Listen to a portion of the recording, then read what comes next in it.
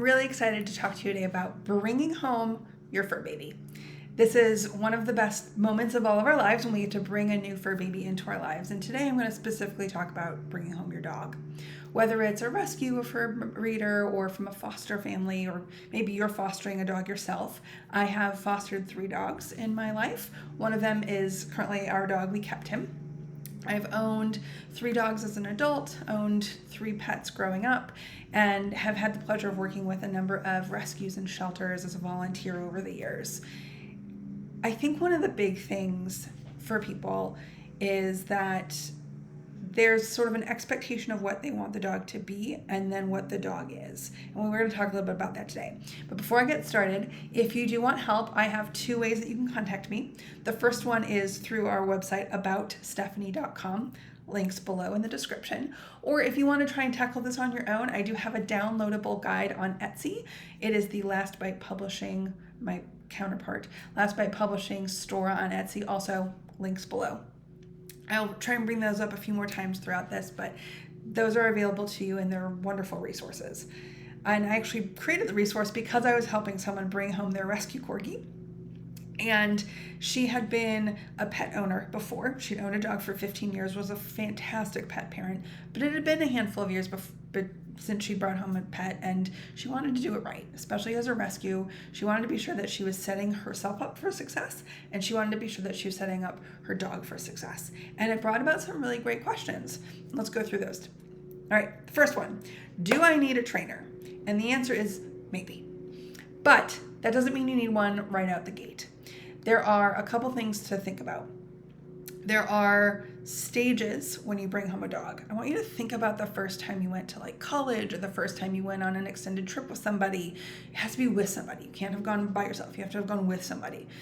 You don't show who you are 100% right out the gate, right? Even if you're thinking college or a long-term stay with somebody else or a new roommate, for example, you're like on your best behavior the first couple days, right? You're like, please let this go, like work, let us get along.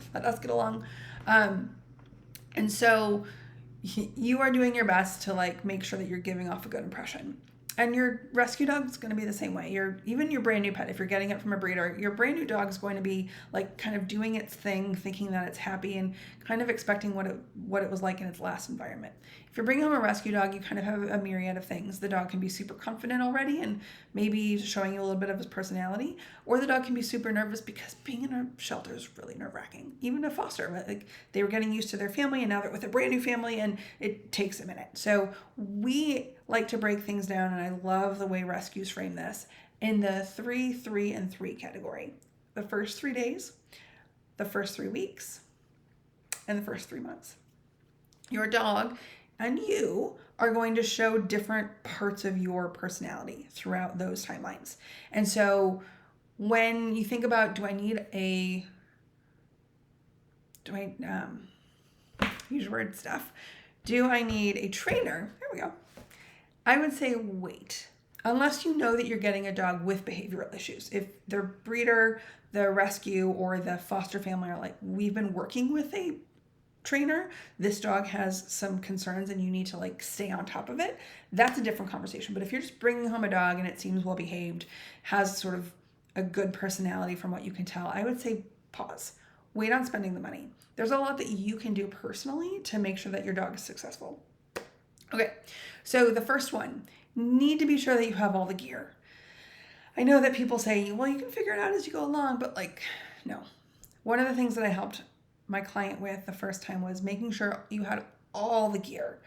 I'm talking crate, multiple beds, the water, the food bowl, obviously. But I'm also talking like blankets and the right leash, the right harness, dog wipes, because humans, we wipe our butt when we go to the bathroom, and sometimes a dog needs its butt wiped after it goes to the bathroom. So dog wipes. You want the right kind of treats. A lot of dogs are allergic to chicken, and chicken is permeating all of the food, all of the treats, everything. And so you don't want rawhides right away. You don't know how your dog's stomach is going to adjust. And so you need the right treats. You need sensitive treats, or treats at least are going to act in a sensitive manner. They don't have to be dubbed sensitive. But there are some really good treats that you can get. You want a can of pumpkin, because as you transition your dog's food, pumpkin is like the save-all for everything. For if you have an upset stomach, pumpkin. If you have constipation, pumpkin. It's just wonderful. Have a can of plain pumpkin puree. Do not get anything flavored, just plain pumpkin puree.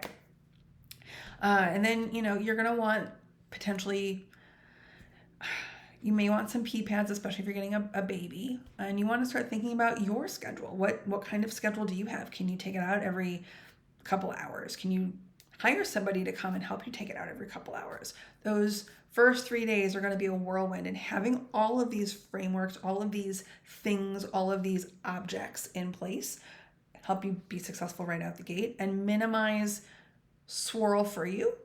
And the more swirl that you are showing, the more confused your dog is.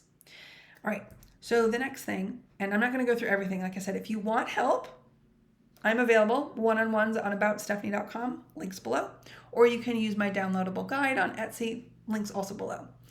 But the other thing I want you to remember is that every moment you are with your dog, you are training it. So if you don't want certain behavior in the long term, the easiest one to think about is like jumping, right? When the dogs are little and they get all excited and they jump up and you're like, oh my God, you're so cute. It's cute when they're like this big, but as they get older and they have nails and you have people over, jumping is not something you want to substantiate. So you have to be careful as a pet owner. You don't want to start by getting excited and praising that behavior to then turn around and say, no, that's going to confuse your dog. And that's going to make it really difficult for you because you think you're being clear, but your dog's like, you've said that's fine forever. And now suddenly it's not. For us, one of the things that we were really strict about at first is no on the couch. Right? Just for the first few days, you're not allowed on the couch. I want you to feel like the bed is yours. I want you to feel like your crate is yours. So lots of treats when they were in the crate, lots of treats when they were in their bed or on their blanket. And then maybe after 3 or 4 days, if they seem like they're a couch dog, especially if they were a rescue, they may have been a couch dog before. If you want a blanket or a specific spot on the couch that's theirs, treats, lots of praise when they're on the right spot. The other thing you want to think about in the first couple days is having a lead, so a leash. And when they're in the house, keeping them sort of leashed, tied with you at all times. Now, if you're bringing home something like a corgi, like my client was, they're going to be attached to you anyway. They are herding dogs. Where you go, they go, and it's fairly simple. I mean, when we had a corgi, even when puppy, right? Like I was worried about accidents. When I would go and shower, the dog would come with me into the bathroom. And then whenever I was in the bathroom, as the dog got older, the dog was with me in the bathroom. So when I'm talking about what you teach it is what it will do. As a puppy, I was like, don't pee in the house while I'm in the shower. Come with me. What it learned is when you're in the bathroom, I'm in the bathroom. So for the rest of its life, that's what it did. And that's what I mean. You have to really think about what you want the behaviors to be. And be sure you're reinforcing those from the beginning. I was fine with it. I would rather him be with me, but not everyone's that way. So the other thing is when your dog is first with you, if they're not naturally attached to you, you may want to consider leashing your dog for the first couple days it's in your house and teach it that where you go, it should go, right? Like you are the one in charge. It needs to look to you for permission. It needs to look to you for approval. It needs to look to you for alpha. You need to establish that you are the alpha and not the dog. The other thing, and this is counterintuitive to what a lot of people grew up with, do not yell. Do not smack. Do not hit. If you look at the dog world, dogs are not like hitting each other to keep each other in check. They use their mouths because that is like their main source of communication. And they may like nip at ears. They may like nip at necks, but they're not smacking one another. They're not hitting one another. In fact, our most recent rescue dog was so petrified. If you just like came over it at all, it would cower. Like it had clearly been abused. And so we had to help him unlearn that by using our voice and the tone of our voice as the marker for if we were happy or if we wanted him to be redirected. Not that he was in trouble, just redirected, right? Not the right behavior, shift it. And one of the biggest things is, and this is what I was telling my client, if your dog has an accident in the house, you don't yell at it, you don't hit it, you don't stick their nose in it and then take it outside. You basically say no, and you say the outside or whatever your version of the word is, and you pick it up and you walk it outside, right? We use things like pee outside, poop outside, and then we would wait and then maybe give it a treat when it was outside. And we'd kind of have to watch. Sometimes they have telltale behaviors that they're about to have an accident, or that they're sniffing around in a circle because they're looking to go to the bathroom. This is a great time to keep them outside. This is why routines, and when I said at the beginning of the video, how often are you going to take it out, right? It needs to know that, especially as it's learning to control its bladder, learning your routines, there are marked points where it can go out and relieve itself outside, because that is the correct behavior.